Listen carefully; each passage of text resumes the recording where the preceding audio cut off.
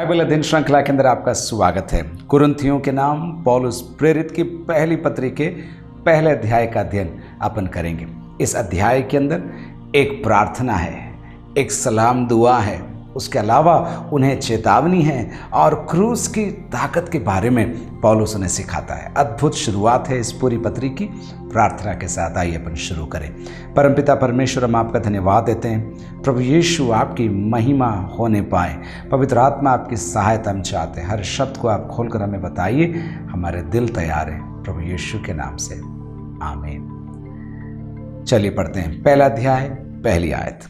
पौलुस की ओर से जो परमेश्वर की इच्छा से यीशु मसीह का प्रेरित होने के लिए बुलाया गया। पौलुस अपना परिचय कुरिन्थ के विश्वासियों को एक बार फिर दे रहा है और वो उन्हें याद दिलाते हुए वो कह रहा है, परमेश्वर की इच्छा से यीशु मसीह का प्रेरित होने के लिए बुलाया गया। पौलुस अपनी बुलाहट के बारे में निश्चिंत है। वो जानता है कि मुझे बुलाने वाला यीशु मसीह है और किस कार्य के लिए उसने मुझे बुलाया वो भी जानता है। और वो कहता है यीशु मसीह का प्रेरित होने के लिए बुलाया गया। और एक और बात, विश्वासियों की इच्छा से नहीं, पौलुस के स्वयं की इच्छा से नहीं, उसकी कला और उसके कौशल के कारण नहीं, लेकिन परमेश्वर की इच्छा से। उसके शब्दों का प्रयोग देखिए, परमेश्वर की इच्छा से यीशु मसीह का प्रेरित होने के लिए बुलाया गया। उसके कॉन्फिडेंस को देखिए, उसके हियाव को देखिए, उसकी नम्रता को देखिए और साथ ही साथ उसके इस घमंड को देखिए। वो अपनी ताकत पर नहीं, परमेश्वर की इच्छा और प्रभु यीशु मसीह के नाम का घमंड वो यहाँ पर कर रहा है। एक बार और पढ़ूं, पौलुस की ओर से जो परमेश्वर की इच्छा से यीशु मसीह का प्रेरित होने के लिए बुलाया गया। आगे देखिए, और भाई सोस्थिनेस की ओर से। और भाई सोस्थिनेस की ओर से कौन है सोस्थिनेस? याद रखिए, पौलुस एफेसुस के अंदर है और मित्र लोग कुरिन्थ शहर से आए हैं। मौखिक गवाही उन्होंने दी है, लिखित पत्र पौलुस को सौंपा है और अब उनको जवाब देते हुए पौलुस ये पत्र लिख रहा है। ऐसा अनुमान हम लगा सकते हैं ये सोस्थिनेस है जो पत्र को लिख रहा है। पौलुस बोलता जा रहा है और सोस्थिनेस लिखता जा रहा है। इसके बारे में हमको प्रेरितों के काम 18वें अध्याय में हमको इसका जिक्र मिलेगा। देखिए, प्रेरितों के काम 18 अध्याय की 17 आयत में, तब सब लोगों ने आराधनालय के सरदार सोस्थिनेस को पकड़ के न्याय आसन के सामने मारा, परंतु गल्लियों ने इन बातों की कुछ भी चिंता न की। कुरिन्थ के विश्वासी सोस्थिनेस को जानते थे। विरोध के मध्य में जब सरदार के सामने पौलुस को खड़ा किया गया था तो सोस्थिनेस को लोगों ने पकड़ के मारा था और उस मार खाने के बाद मैं सोचता हूँ पौलुस के साथ सोस्थिनेस सेवा में निकल पड़ा होगा और कुरिन्थ को छोड़कर, अपनी नौकरी को छोड़कर एफेसुस में अब पौलुस के साथ बस गया है और सेवा कर रहा है। तो इस प्रकार कुरिन्थ के विश्वासी सोस्थिनेस को जानते थे, इसलिए ज़्यादा परिचय सोस्थिनेस के बारे में नहीं दिया गया है। इतना ही लिखा है, और भाई सोस्थिनेस की ओर से। अब दूसरी आयत में चलिए अपन देखते हैं कितनी गहरी बात पौलुस मुझे और आपको बताता है। परमेश्वर की उस कलीसिया के नाम जो कुरिन्थुस में है, उस कलीसिया के नाम जो कुरिन्थुस में है। कलीसिया, बुलाए गए लोग, अलग किए गए लोग, किसी विशेष काम के लिए ठहराए गए लोग हैं कलीसिया। इस अर्थ को, इस भावार्थ को पुराने नियम में भी देखा जा सकता है। अगर आप मेरे साथ व्यवस्था विवरण 4 अध्याय उसकी 10 आयत में अगर आप आए, आपको इसका उदाहरण वहां पर मिलेगा। चलिए मैं आपके लिए पढ़ता हूं। व्यवस्था विवरण 4 अध्याय उसकी 10वीं आयत। विशेष करके उस दिन की बातें जिसमें तुम होरेब के पास अपने परमेश्वर यहोवा के सामने खड़े थे, जब यहोवा ने मुझसे कहा था, उन लोगों को मेरे पास इकट्ठा कर कि मैं उन्हें अपने वचन सुनाऊं। मेरे पास इकट्ठा कर, ये वही शब्द है, मेरे पास इकट्ठा कर कि मैं उन्हें अपने वचन सिखाऊं। वही बात 9वें अध्याय की 10वीं आयत में भी लिखा है। व्यवस्था विवरण के 9वें अध्याय की 10वीं आयत में, यहोशू की पुस्तक में आपको मिलेगा, न्यायों की पुस्तक में आपको मिलेगा, अलग किए गए लोग, बुलाए गए लोग, बुलाए ताकि कुछ सिखाए जाएं, कुछ सौंपे जाएं, कुछ कार्य उनसे करवाए जाएं, प्रभु के सामने खड़े रहने वाले लोग, कलीसिया। आगे बढ़ते हैं अपन। उस कलीसिया के नाम जो कुरिन्थुस में है। तो ये जो कलीसिया का तात्पर्य है, ये बहुवचन से जुड़ा हुआ है, यानी कि बहुत लोग मिलकर कलीसिया बनते हैं यहाँ पर, ठीक है। लेकिन पौलुस बहुत लोगों को भी संबोधित करेगा कलीसिया के द्वारा, लेकिन व्यक्तिगत लोगों को भी पौलुस संबोधित करेगा। देखिए कितनी खूबसूरत तरीके से वो हमें आगे बताता है। उस कलीसिया के नाम जो कुरिन्थुस में है, अर्थात उनके नाम, एक वचन में आगे, कलीसिया जब उसने बोला तब बहुवचन था, अब उनके नाम, किनके नाम? उनके नाम जो मसीह यीशु में पवित्र किए गए और पवित्र होने के लिए बुलाए गए। बहुत साल पहले जब मैं इस आयत को पढ़ रहा था, मुझे लगा लिखने वाले को गलती हो गई होगी, क्योंकि लिखा है पवित्र किए गए और पवित्र होने के लिए बुलाए गए। एक ही लाइन में दोनों बातें कैसे लिख सकते हैं भाई? पवित्र किए गए हैं और पवित्र होने के लिए बुलाए गए। जितना मैं अध्ययन करता गया, साल निकलते गए, मुझे इन दिनों में मालूम पड़ने लगा है ये बहुत ही गहरे गहरे तात्पर्य को यहाँ पर पेश करता है। कलीसिया प्रभु यीशु मसीह पर विश्वास के द्वारा, उसके कलवरी पर बलिदान के द्वारा हर समय के लिए पवित्र कर दी गई है। आपको परमेश्वर ने प्रभु यीशु मसीह में पवित्र करार दिया है। आपको एक नई पदवी मिली है, मानो आप पवित्र कर दिए गए हैं। आपके कामों से नहीं, आपके कर्मों से नहीं, भले कामों से नहीं, अच्छे इरादों से नहीं, कलवरी पर प्रभु यीशु मसीह के संपूर्ण बलिदान के द्वारा आप पवित्र कर दिए गए हैं। देखिए, यीशु मसीह में पवित्र किए गए, लेकिन उतना ही नहीं, आने वाले दिनों में, भविष्य में हमेशा के लिए पवित्र होने के लिए बुलाए गए। कितनी अद्भुत बात! हम पवित्र होने के लिए बुलाए गए, केवल आशीष पाने के लिए नहीं, ब्लेसिंग पाने के लिए नहीं, एक और गाड़ी खरीदने के लिए नहीं, कुछ और चिन्ह चमत्कार हमारे द्वारा हो जाएं, इतना ही नहीं, हम पवित्र होने के लिए बुलाए गए। क्या लाभ! जब आप पवित्र होते हैं, आप यीशु के समानता में बनते जाते हैं, यीशु के समानता में बढ़ते जाते हैं, और एक दिन जैसा वो है, जैसे कलाम में लिखा है, जैसा वो है हम भी उसके समान ठहरेंगे। बहुत सारी आयतें जुड़ी हुई है, एक दो मैं आपको दे देता हूँ। 2 कुरिन्थी पहला अध्याय की पहली आयत देखिए। 2 कुरिन्थी पहला अध्याय उसकी पहली आयत। पौलुस की ओर से जो परमेश्वर की इच्छा से मसीह यीशु का प्रेरित है, और भाई तीमुथियुस की ओर से परमेश्वर की उस कलीसिया के नाम जो कुरिन्थुस में है, और सारे अखाया के सब पवित्र लोगों के नाम, पवित्र लोगों के नाम। रोमियो को लिखी हुई पत्री पहला अध्याय की 7वीं आयत देखिए। उन सब के नाम जो रोम में परमेश्वर के प्यारे हैं और पवित्र होने के लिए बुलाए गए। My calling is to be holy. मेरी बुलाहट पवित्रता की बुलाहट है। मैं पाप नहीं करता हूं इसलिए मैं पवित्र हूं, ये तो बहुत छोटी बात है। लेकिन आपको याद रखना है, मैं पवित्र करार दिया गया हूं, मुझे पवित्र कहा गया है कलवरी के क्रूस के उस महान बलिदान के द्वारा, लेकिन मैं पवित्र होने के लिए बुलाया गया हूं। पास्ट टेंस, फ्यूचर टेंस, ठीक है।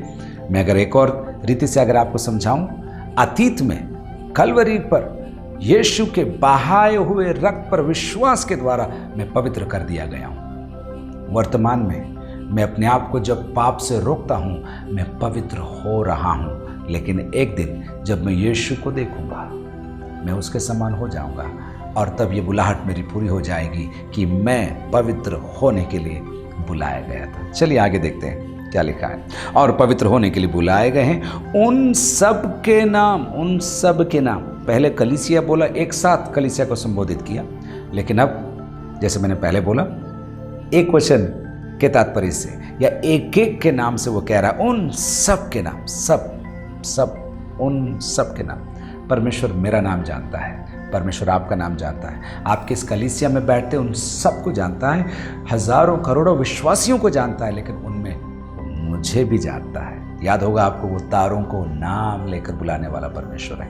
उन सब के नाम भी जो हर जगह, अब देखिएगा, उन सब के नाम भी जो हर जगह हमारे और अपने प्रभु यीशु मसीह के नाम से प्रार्थना करते हैं। उन सब के नाम जो हर जगह, कलीसिया है एक जगह पर बसी हुई कलीसिया ही नहीं है, कलीसिया सब जगह पाए जाने वाले विश्वासियों का समूह है जो बुलाया गया है, अलग किया गया है। सो आप देख रहे, एक यूनिवर्सल एस्पेक्ट भी है, सार्वभौमिक एक दृष्टिकोण भी है। कलीसिया विश्वासियों का झुंड है, एक गांव में, एक शहर में, एक देश में और पूरे विश्व में। पौलुस उस बात को अंकित करते हुए कह रहा है, उन सब के नाम भी जो हर जगह हमारे, मतलब हम सब के और अपने, again universal at the same time very personal, सार्वभौमिक लेकिन व्यक्तिगत तौर पर भी, हमारे और अपने प्रभु यीशु मसीह के नाम से प्रार्थना करते हैं। पौलुस आगे उनकी कमियों को दिखाएगा।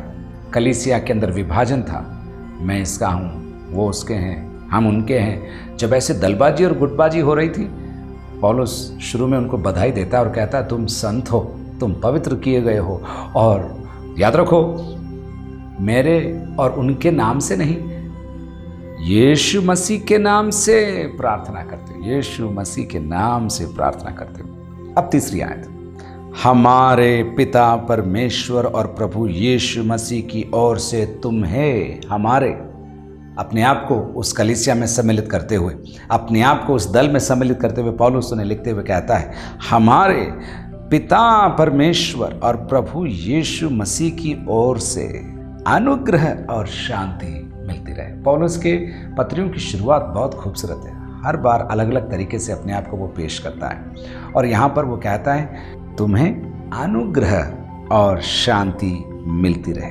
अनुग्रह उनके उद्धार का कारण है और शांति उनके उद्धार का नतीजा है। चौथी आयत से आगे देखें, मैं तुम्हारे विषय में अपने परमेश्वर का धन्यवाद सदा करता हूँ, इसलिए कि परमेश्वर का यह अनुग्रह तुम पर मसीह यीशु में हुआ। पौलुस की एक आदत थी, अपने विश्वासियों के लिए वो निरंतर प्रार्थना करता था कि वे प्रभु में बढ़ते जाएं, जड़ पकड़ते जाएं, फल लाते जाएं, बुराई से बचते रहें। और वही बात को पौलुस यहाँ दोहराते हुए कहता है, मैं तुम्हारे विषय में अपने परमेश्वर का धन्यवाद सदा करता हूँ। मैं भी प्रभु की सेवा करता हूँ, और जब इन आयतों को पढ़ता हूँ तो मैं अपने आप से पूछता हूँ, पौलुस कैसे याद करता होगा, कैसे याद रखता होगा? क्या उसके पास कोई लिस्ट थी? क्या वो फ़ोन पर नोट करता था? कैसे लोगों को दुआ में याद करता था? क्योंकि वो याद करता था, इसलिए वो बार बार हर जगह लिखता है, मैं तुम्हारे लिए सदैव प्रार्थना करता हूँ। मैं आपको आयतें देता हूँ तो अब आपको समझ में आएगा। देखिए, रोमियो की पत्री पहला अध्याय उसकी 8 आयत में वो इसी बात को कह रहा है। रोमियो की पत्री पहला अध्याय 8, पहले मैं तुम सब के लिए यीशु मसीह के द्वारा अपने परमेश्वर का धन्यवाद करता हूँ। कहीं प्रार्थना करता है सबके लिए, तो कहीं सबके लिए क्या करता है? धन्यवाद देता है। एक और आयत, पहला थिस्सलुनीकियों पहला अध्याय और उसकी दूसरी आयत, हम अपनी प्रार्थनाओं में तुम्हें स्मरण करते और सदा तुम सबके विषय में परमेश्वर का धन्यवाद करते हैं। यहाँ तो दोनों बातें हैं, सबके लिए धन्यवाद भी देते हैं और सबके लिए प्रार्थना भी करते हैं। कितनी अद्भुत बात! पौलुस के जीवन से आप सीखिए कि वो लोगों के लिए निरंतर प्रार्थना करता है। कभी कभी प्रार्थना करते करते हम सोचते हैं कितने दिन प्रार्थना करेंगे, हम भूल जाते हैं, हम छोड़ देते हैं, लेकिन पौलुस सदा प्रार्थना करता है। लेकिन प्रार्थना तो साइकिल की एक पेडल है, दूसरी पेडल क्या है मालूम? धन्यवाद। प्रार्थना धन्यवाद, मेरे साथ बोलिए, प्रार्थना धन्यवाद। एक बार और, प्रार्थना धन्यवाद। आने वाली जो आयतें हैं ना, उनके अंदर प्रभु यीशु मसीह के नाम का उद्धरण पौलुस बार बार करेगा। मानो कुरिन्थ के विश्वासियों को याद दिलाएगा वो, मैं नहीं, अन्य लोग नहीं, तुम्हारा ज्ञान नहीं, तुम्हारा बल नहीं, तुम्हारी शक्ति नहीं, प्रभु यीशु मसीह ही सब कुछ है। प्रभु यीशु मसीह ही सबसे आगे है, प्रभु यीशु मसीह ही सबसे ऊंचा है। इसलिए कि परमेश्वर का ये अनुग्रह ग्रेस जो मैं नहीं कर सकता था, जब उसने मुझसे करवाया वो अनुग्रह हुआ।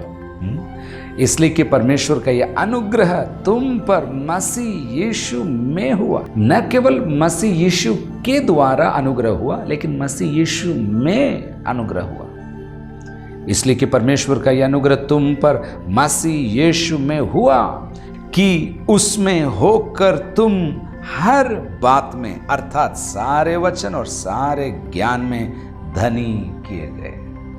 कुरिन्थ के विश्वासी धनी थे, कुछ गरीब वर्ग के भी थे, लेकिन पौलुस मानो उन लोगों को याद दिलाते हुए कह रहा है, तुम अपने आप को धनी कहते हो, लेकिन देखो मसीह यीशु में जो अनुग्रह हुआ है ना, उसके द्वारा, उसके कारण हम वचन और सारे ज्ञान में धनी किए गए। धनी किए गए। इफिसियों को लिखी हुई पत्री के अंदर पौलुस धन के बारे में कहता है, आत्मिक धन। और अगर आप आयतों को पढ़ें तो आप सचमुच प्रभु को धन्यवाद देंगे।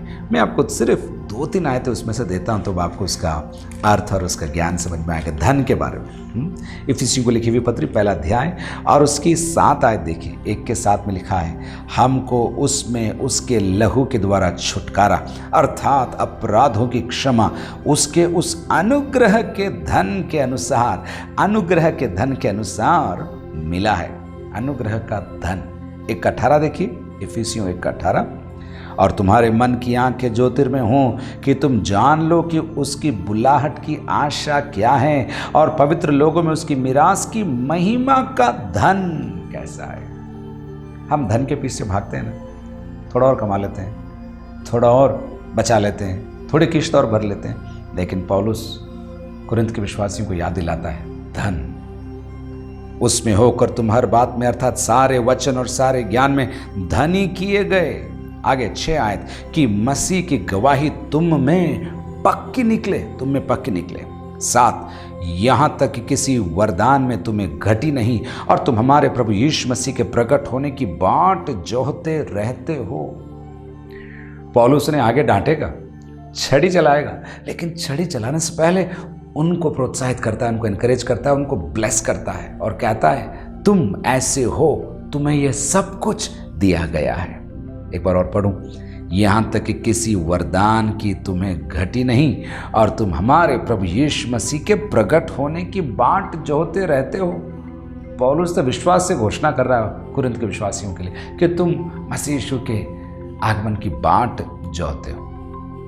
पौलुस की पत्री में बार बार प्रभु यीशु मसीह के दोबारा आगमन के विषय में कहा गया है। एक आयत मैं आपको दे दूं, तीतुस की पत्री उसके 2 अध्याय की 13 आयत में, और उस धन्य आशा की अर्थात अपने महान परमेश्वर और उद्धारकर्ता यीशु मसीह की महिमा के प्रकट होने की बाट जोहते रहें। तीतुस और उसके मित्रों को पौलुस तो कहता है तुम बाट जोहते रहो, लेकिन कुरिन्थ के विश्वासियों के लिए वो आशावान है और वो कहता है तुम बाट जो रहे हो, इसलिए मैं प्रभु का धन्यवाद कहता हूँ। 8 आयत में वो कहता है वह तुम्हें अंत तक दृढ़ भी रखेगा, स्थापित करेगा, हिलने नहीं देगा, वो तुम्हें अंत तक दृढ़ भी करेगा कि तुम हमारे प्रभु यीशु मसीह के दिन में, प्रभु यीशु मसीह के दिन, दोबारा आगमन, एक बार और देखिए, प्रभु यीशु मसीह के दिन में निर्दोष ठहरो। फिर 9वीं आयत, परमेश्वर सच्चा है। मेरे साथ बोलिए, परमेश्वर सच्चा है, परमेश्वर वफादार है। God is faithful. परमेश्वर सच्चा है जिसने तुमको अपने पुत्र हमारे प्रभु यीशु मसीह की संगति में, प्रभु यीशु मसीह की संगति में बुलाया। क्या बोल रहा हूं? पौलुस कुरिन्थ के विश्वासियों को मानो बधाई दे रहा है, तुम पवित्र किए गए हो, तुम पवित्र होने के लिए बुलाए गए हो, तुमने उद्धार यीशु के नाम में पाया है, तुम्हें अनुग्रह दिया गया है, तुम्हारे पास वचन और सारे ज्ञान का धन है, तुम्हारे पास वरदानों की कमी नहीं है, तुम प्रभु यीशु मसीह के आगमन की बाट जो रहे हो और उसके अनुग्रह से तुम निर्दोष पाए जाओगे, तुम स्थापित किए जाओगे। यू विल बी एस्टैब्लिश्ड, तुम हिलोगे नहीं। और फिर अगर इतना काफी नहीं तो 9वीं आयत में वो कहता है परमेश्वर सच्चा है, गॉड इज फेथफुल। मेरे साथ एक बार और बोलिए ना, परमेश्वर सच्चा है, परमेश्वर सच्चा है जिसने तुमको अपने पुत्र हमारे प्रभु यीशु मसीह की संगति में बुलाया है। 9 आयतें हो गई। 9 आयतों में पौलुस प्रभु यीशु मसीह का 10 बार नाम लेता है, मानो विश्वासियों को वो कहना चाहता है, याद दिलाना चाहता है कि हमारे अतीत की आशीषें, हमारे वर्तमान की आशीषें, हमारे भविष्य की आशीषें, सब कुछ प्रभु यीशु मसीह के द्वारा ही हमें मिली हैं, मिल रही हैं और मिलती रहेंगी। यह सच्चाई हमको भूलना नहीं है। 10 आयत से आगे अब उनकी समस्याओं के बारे में पौलुस बात करेगा, लेकिन 9 आयतों में उसने उनके लिए प्रभु को धन्यवाद दिया है, उन्हें सलाम कहा है और साथ ही साथ उनकी आशीषों का वर्णन पौलुस ने किया है।